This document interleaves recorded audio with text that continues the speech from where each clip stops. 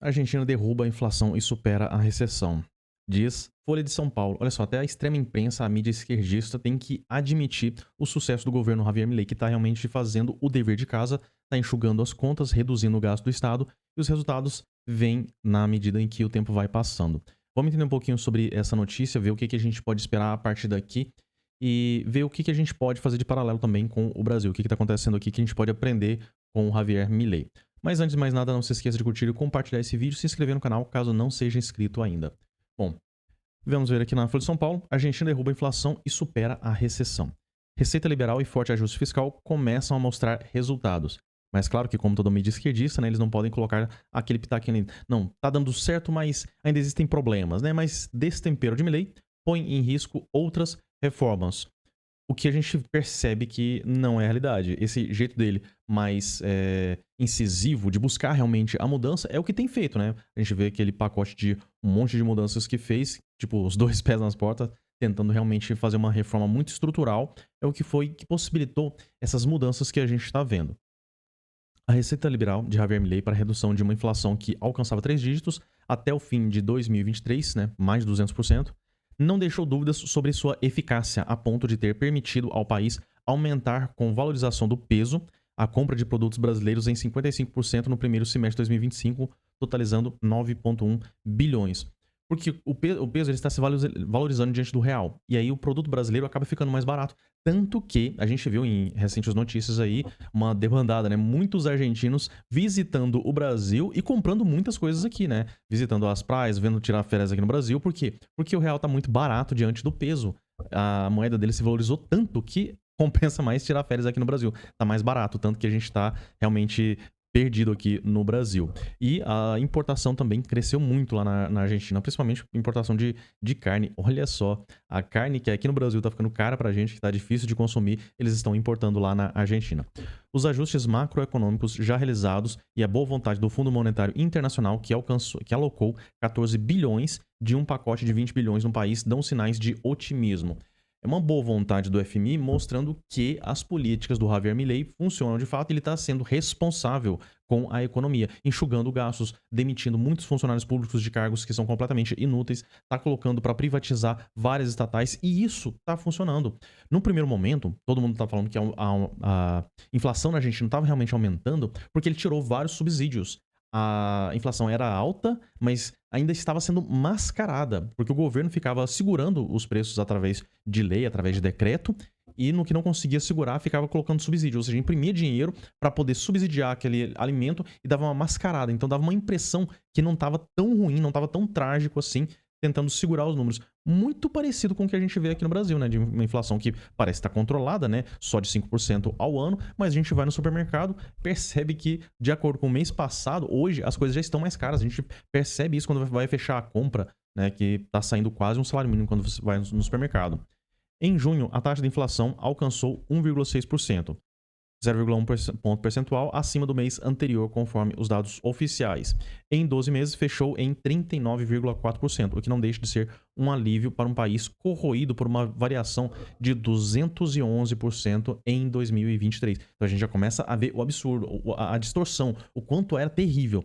E esses 39% aqui está considerando já a inflação lá atrás, porque como está uma queda muito forte e nos últimos 2 meses está abaixo de 2%, então a gente imagina que essa inflação aqui deve cair pela metade no final desse ano. Então em 2025 espera-se que essa inflação esteja abaixo dos 30%. O FMI faz uma projeção um pouco mais conservadora, né? Mas de acordo com, se continuar mantendo esse ritmo, a inflação realmente vai estar bem abaixo. Por mais que a expansão de 0,8% do produto interno bruto do primeiro trimestre tenha frustrado expectativas, é inegável que a superação do quadro recessivo do ano passado, anualizada, a atividade cresceu 5,8%. Então, surpreendente. É claro que manter um crescimento desse para um país é muito difícil, tanto que todo mundo desconfia daqueles números da China, que continua crescendo 5% todo ano, mesmo diante do crescimento do passado. Hoje, enfrentando a crise dos imóveis, agora a crise dos carros elétricos, e aí mantém o mesmo crescimento. Então, a gente desconfia. Agora, o que está acontecendo na Argentina é que ele está recuperando, está voltando a patamares que já teve anteriormente. Então a economia está se recuperando, a inflação está caindo. Por isso que a gente imagina que esse crescimento deva se manter e aos poucos vai se normalizando. Mas é um crescimento assim invejável, né? Para o Brasil, que com os números maceteados está gerando ali em 3%, então isso aqui é fantástico. Por mais que a expansão de 0,8 no produto interno e tal, as derrubadas de controles de capital de câmbio, embora incompletas, por que eles falam que está incompleta? Porque o Milei falou que já ia dolarizar a economia. Só que passa por um processo. Aí o câmbio na Argentina, ele era controlado. Tinha o dólar blue, que seria o dólar oficial, e tinha o dólar que era o dólar paralelo, que era aquele, o verdadeiro, né? Então, e ficava nessa oscilação. Não era você não conseguia comprar dólares pelo câmbio oficial, você só conseguia comprar pelo dólar paralelo, né? Não adianta você colocar um número, não. O governo disse que o dólar tá valendo isso. Não adianta você simplesmente colocar um número lá e achar que isso vai funcionar. Então, aos poucos, foi se normalizando e hoje tem um câmbio flutuante saudável, né? Uma balança que realmente está acontecendo de forma como deveria. Trouxeram melhores expectativas para o investimento e o consumo doméstico. Recentes medidas para tirar do colchão entre 200 bilhões e 400 bilhões da poupança popular, com resposta ainda reticente, prometem alívio nas contas externas. Porque na Argentina, por conta dessa inflação crescente, é natural que os argentinos eles começaram a adquirir dólares, eles simplesmente vão guardando. A economia na Argentina ela já é dolarizada. Então eles colocam o preço das coisas em dólar e depois vai só fazendo aquele câmbiozinho de acordo com o que eles têm. Então tem muita gente que já tem essas reservas. Aqui no Brasil que a gente meio que entrou nessa zona de conforto, né? Não percebe o quanto que o real é desvalorizado ano após ano e o pessoal não faz esse pé de meia. Não é da cultura do brasileiro. Mas na Argentina já é natural isso. Então por isso que eu imagino que quando for realmente colocar a economia dolarizada vai ser muito mais simples. Tal cenário contribui para a melhora da nota de crédito na Argentina pela Moody's, de CAA3 para CAA1. Saltou 2 níveis.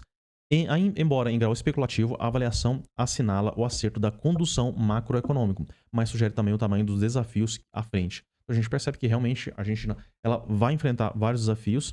As reservas internacionais continuam em nível débil. No âmbito doméstico, está clara a estagnação do poder aquisitivo da maioria dos argentinos, traduzida em nível elevado de pobreza.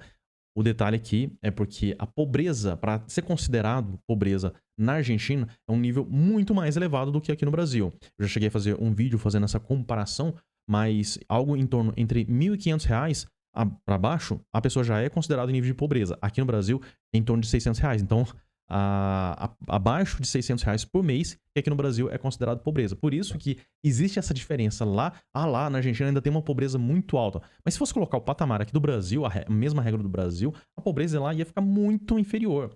Tanto é que a gente vê que o argentino está vindo tirar férias do Brasil porque aqui as coisas estão muito baratas para ele diante da valorização do peso argentino. Bom, de modo geral, esses são os principais aspectos. A gente vê que a Argentina está, sim, saindo já da recessão, já está começando a crescer, mantendo um crescimento robusto, a inflação está sob controle, por isso que tem atraído olhares do mundo todo e investidores, por enquanto ainda mais especulativos, muitas pessoas que estão apostando no crescimento aí da Argentina. E aos poucos, à medida que vai crescendo essa nota de investimento, mais e mais investidores vão começar a migrar para a Argentina. Enquanto aqui no Brasil, as coisas só afundam. Então, o paralelo seria a gente ver uma política econômica saudável, redução de custos do Estado, redução de despesas, redução da máquina pública com demissão de funcionários. Isso tudo está proporcionando uma redução de impostos. E mais recentemente, a Argentina ela fechou um acordo de comércio de imposto tarifas zero para pelo menos 80% dos produtos comercializados entre os Estados Unidos e a Argentina.